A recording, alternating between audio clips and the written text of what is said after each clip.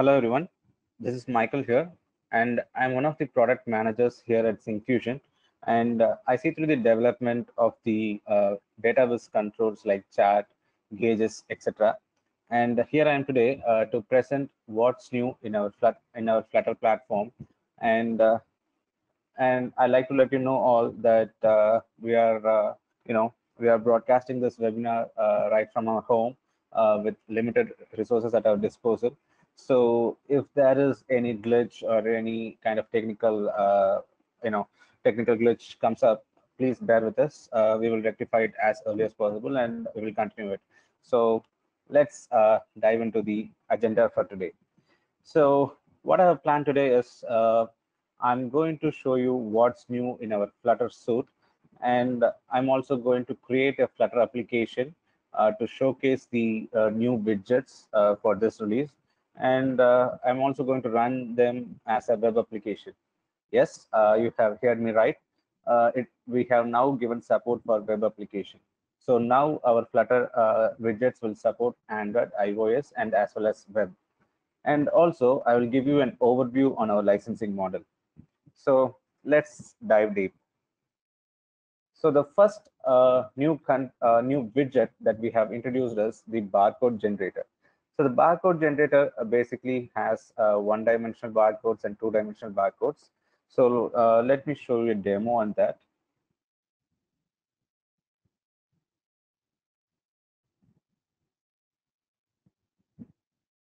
So if you're not aware, you can go to you can go to Play Store and search for Flutter UI widgets, and you can see our Syncfusion Flutter UI widget app.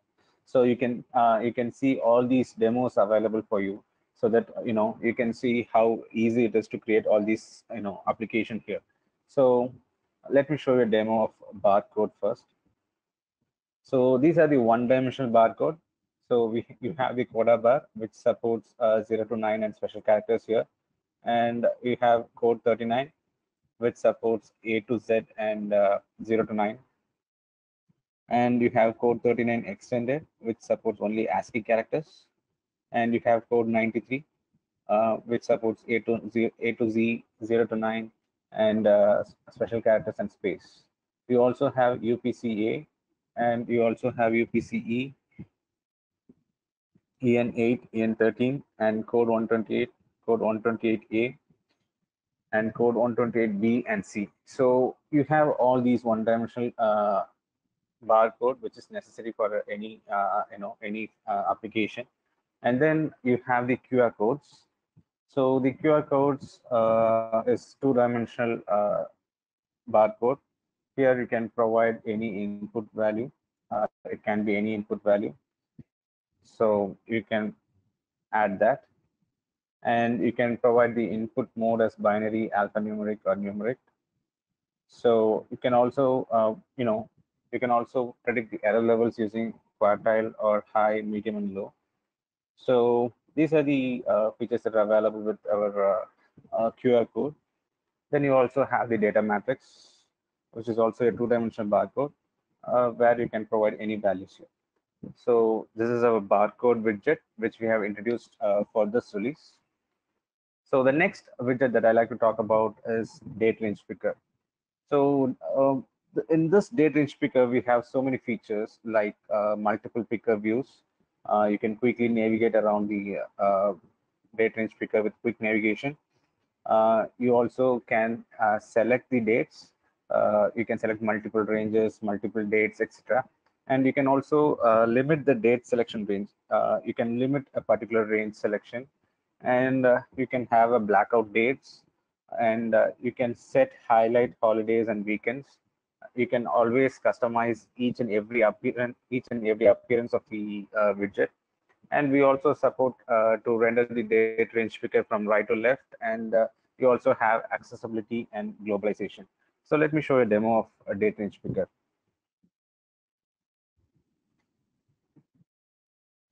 So this is the date range picker. So as I said, you can just select any range here, and it is totally customizable. So what we are currently seeing is the month view. So the picker view is set to month. You can set it to here. we can set it to year. You can see this is set to year. And if you want, we can set it to decade. This is decade view. And you can also set it for century view. So you can also select the range as well. So right now it is the selection mode is set to range. You can select single date as also. So here, if I set it to single, then I can only select single range, single date. If I set it to multiple range, then I can select multiple ranges on a single, as you can see here. You can select multiple ranges on the month, on any view. You can also have a particular display date. For example, here it is selected as May 1st. And you can also show trailing and leading dates. So I'm just going to, as uh, you can see only the dates available in this particular month. And you can also set enable past dates.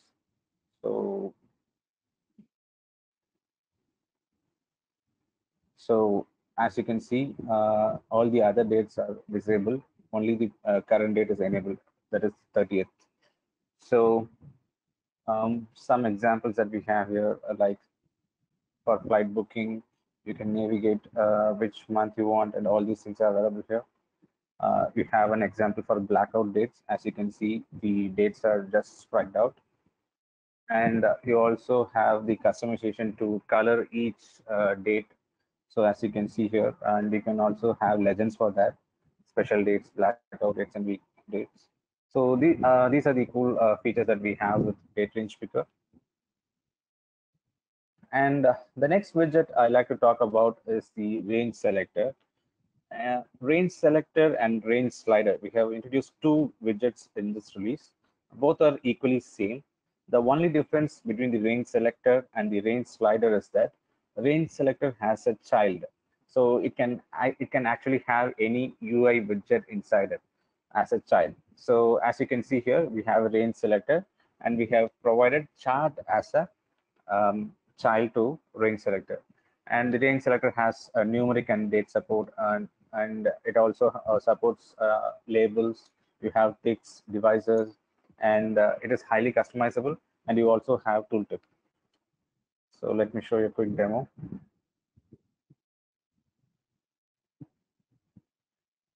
So this is the range selector. As you can see, in this particular range, I can hook the events and get the particular value from the chart. So I can manipulate that particular value and show the average rate here. So, and you can also the tooltip and everything here. And similarly, based on the range, I'm selecting a particular value in chart. And the most common use case, you can zoom the chart. So like I said, the next widget is the range slider. As I said before, the only difference is it doesn't have any child. So it has all the other features like a range selector. So this is the range slider. So you have enabled and disabled state. You have devices, you can show labels, you can show ticks. You have date interval, date and time interval, and it is highly customizable. You can give solid colors, you can give gradient colors. So all these things are possible with the range slider widget. So the next thing I like to talk about is the PDF library. So this is a non-UI library. So it's not a widget, it's a non-UI library. So what you can do is you can create PDF programmatically using Flutter. How cool is that, right? So if you want to create any PDF using Flutter, now it is possible. So the PDF, our PDF library has the following features like you can add bullets, list, and you can have headers and footers. You can add any tables like this one in the invoice, and you have the support for right to left, and you can also convert any image to PDF. You can have the bookmarks, you can add any shapes, and you also have hyperlink. So let me show you a demo on that as well.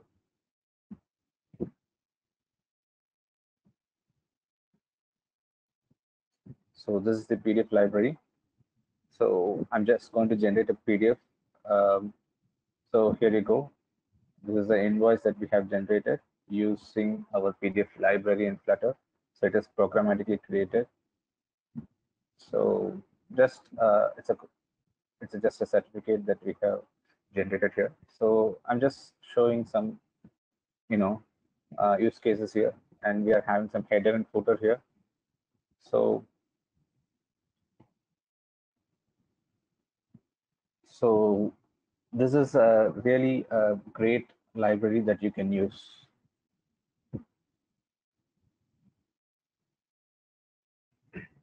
So we already have a calendar control, and in calendar we have now provided support for date restriction. So you can set any particular date, then that is possible now. And earlier we don't have right to left rendering. Now you can render the calendar from right to left, and you have accessibility and globalization as well. And in charts, we have provided new chart types. These are basically the financial chart types, the high-low series, the high-low open-close series, and the candle series. And we have also provided support for trend lines, which basically used to show any trend in a data. And you also have, if you are going to use the financial series, then it is not complete without technical indicators, right? So we have 10 technical indicators added to a Flutter chat, and those are accumulation distribution, average true range, Bollinger Band, exponential momentum indicator, MACD, moving average, relative strength, simple moving average, stochastic indicator, triangular moving average. So all these technical indicators are available now. So let me show a simple demo of all these things. So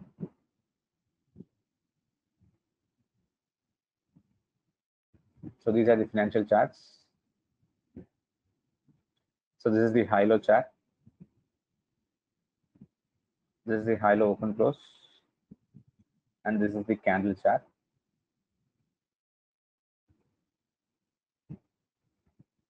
So these are the trend lines, the default trend line, and these are the technical indicators for any financial series you can see here. So let's move on. I like to remind you all the supported platforms right now. So we support, as I said before, Android, iOS, and web. In Android, we support devices like phone and tablet, and the supported version is from API level 16 and later versions. And in iOS, we support iPhone, iPod, and iPad, and which is basically from iOS 8 and later versions. And in web, all major browsers are supported. And if you want to use our Flutter versions, the minimum Flutter SDK version is required as version 1.7.8. And if you want to get started with our Syncfusion Flutter, all you need to do is go to help.syncfusion.com/Flutter, and you can see all the documentations available here. And you can also grab the packages from pub.dev. So go to pub.dev/packages and search for Syncfusion, and you will get all the packages. So what I'm going to do now is I'm going to do all these things step by step, in a customer perspective, so that you will see how easy it is to, follow the documentation and get these packages, and all these things are already available out there. So let me move on. So let's get started with the new application. So what I have done here is I have created a simple application here. So in the pub spec.yaml file, I have added Syncfusion Flutter charts, which is the current version 18.1.46, and I have added Syncfusion Flutter sliders packages, which is 18.1.46 beta. So right now, let me show you. If you have any doubts, as I said, you can go to pub.dev, type Syncfusion.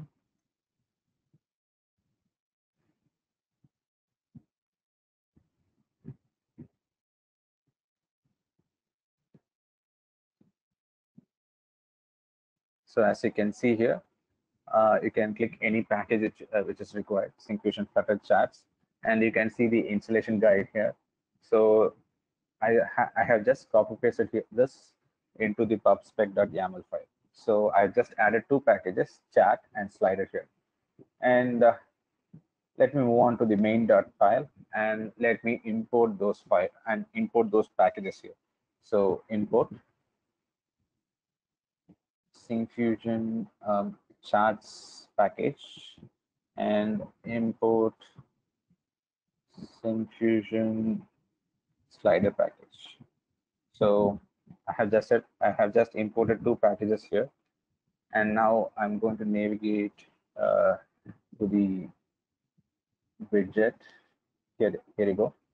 So widget collection. So I'm just going to add SF range selector.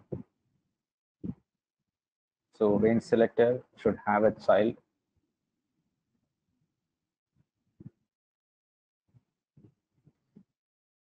So I'm just going to provide initial values. So initial values is type range value, SF range values. So I have to provide start and end values. I'm just going to provide 0.3 and end as 0.7. Basically, the range slider without any values, it will start from 0.0 to 0.0 to 1. So I'm just providing 0.3 and 0.7 here. And I'm going to add SF Cartesian chat. And I'm not going to render anything now. I'm just going to showcase you what this is all about. So I have just saved it. Let me run this.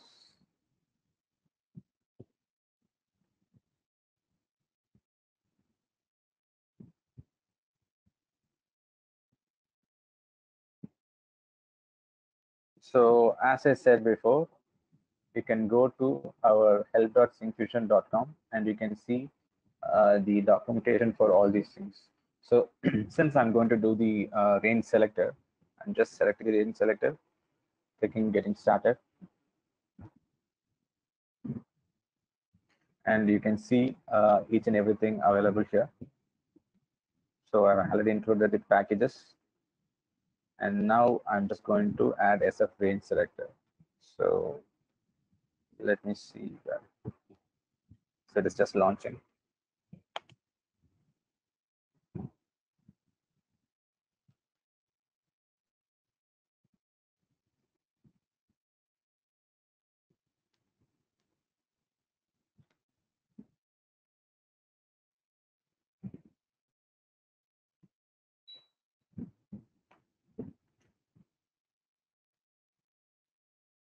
And I also like to let you know that Syncfusion has partnered with Flutter. Yes, it is official. Now we are officially known as Flutter Enterprise Widgets. So all our widgets are set as enterprise widgets. We have partnered with Google on this, so that's a good news.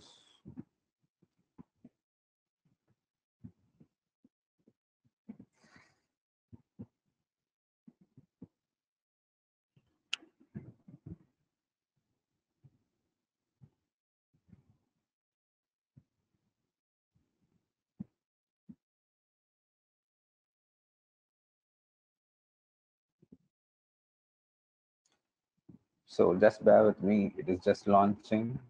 Once it is launched, we know we have hot reload. So let's wait.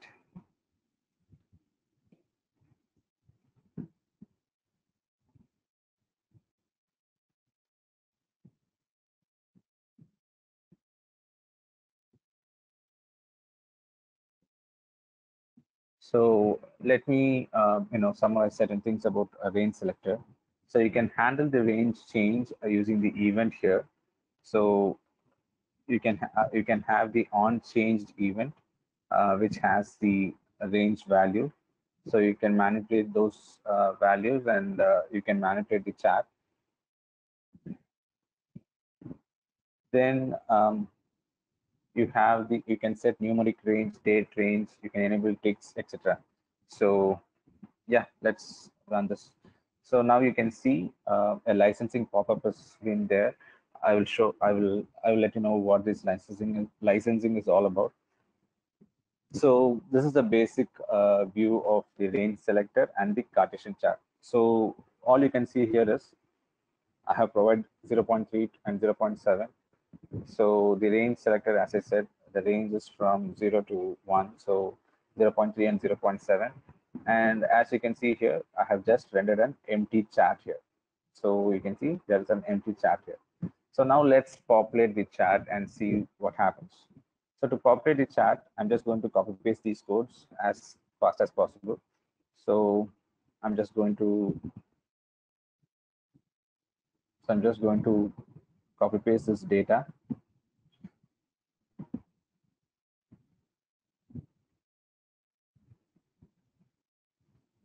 So everything is available in the documentation, so you need not worry. It's easy to get started and get to know these controls, these widgets. So let me populate the chat. So what I'm going to do is I'm going to provide primary axis, primary y-axis, and then set the series type as spline area series. And I'm providing the x value and y value here. So I'm just going to save it. Let the application hard reload happen.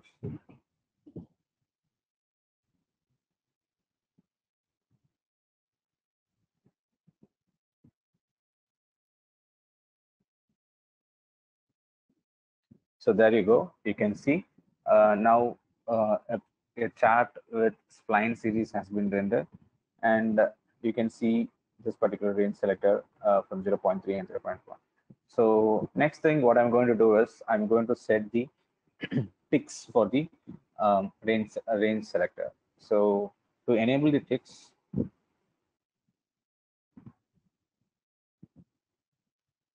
we have the property called show ticks, and we have to set it to true. Before showing the ticks, I might have to set the range first. So I'm going to set the minimum and maximum value as 0.1 as minimum and maximum as 1.0. And I'm also going to set the interval. So this is the interval where the ticks will appear. I'm going to set the interval as 0.2. So I think I'm good to go. I'm just going to save this.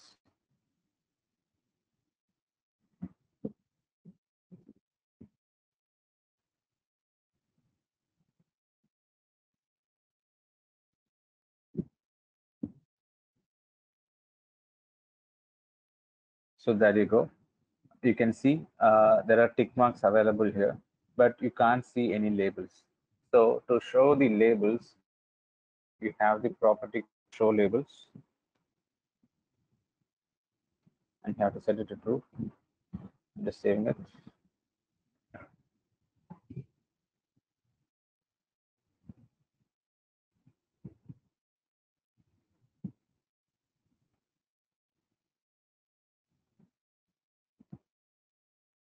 So there you go. I have set the interval as 0.2, and I have started this minimum from 0.1. So 0.1 to 0.3, the interval is 0.2, and 0.3 to 0.5, the interval is 0.2. So likewise, similarly, all these things are now rendered. So let me show you the tooltip as well. So show tooltip property to true.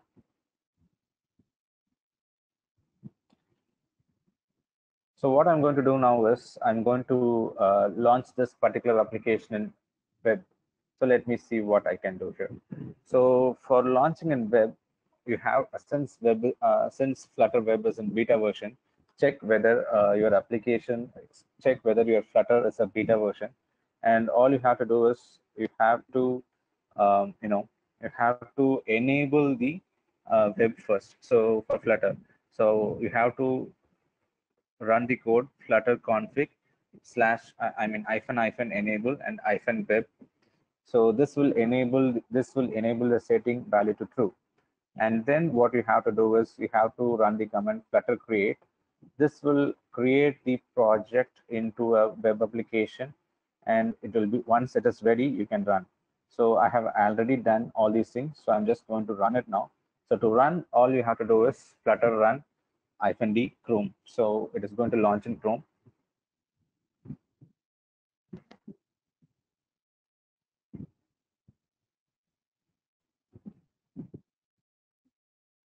So there you go. You can see the tooltip.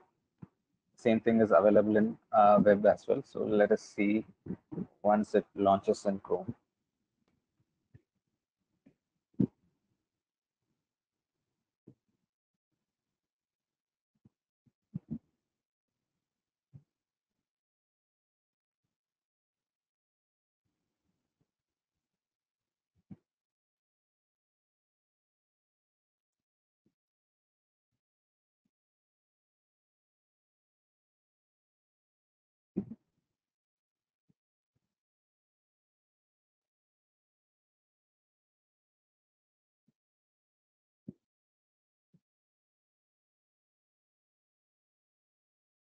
And I like to highlight that our web widgets are in preview, as Flutter Web itself is still in preview beta version. So we are also providing all our control, all our widgets as beta. So here it is. Google, the Chrome has launched.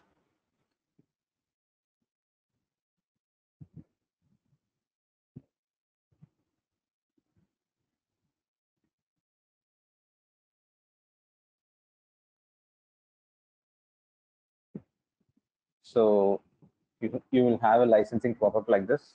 I will let you know how to get rid of that in few moments. So there you go. The same exact widget in Android and iOS is also applicable in web application as well.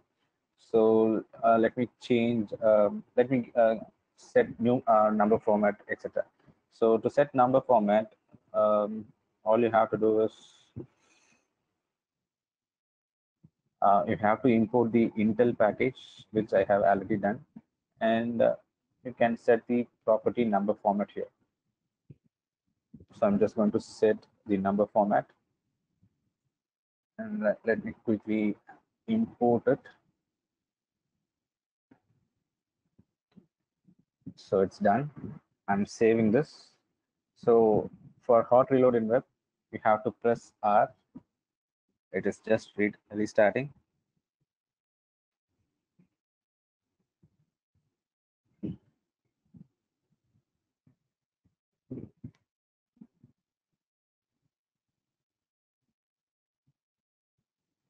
So there you go.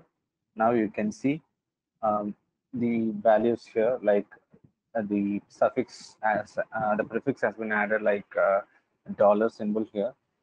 Since it is denoted in double, I have to set it as 0.0. I'm just going to save this.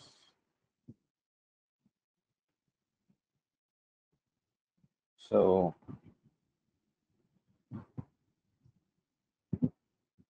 I'm just going to save this, and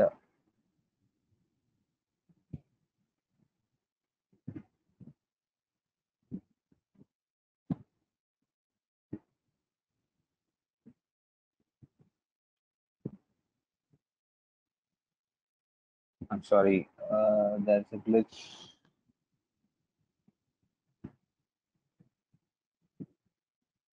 But it's okay. We can run it again. So you get the point, right? So if you want to add the number format, you can provide the suffix, and you can provide the equivalent format that you require, and you're good to go. So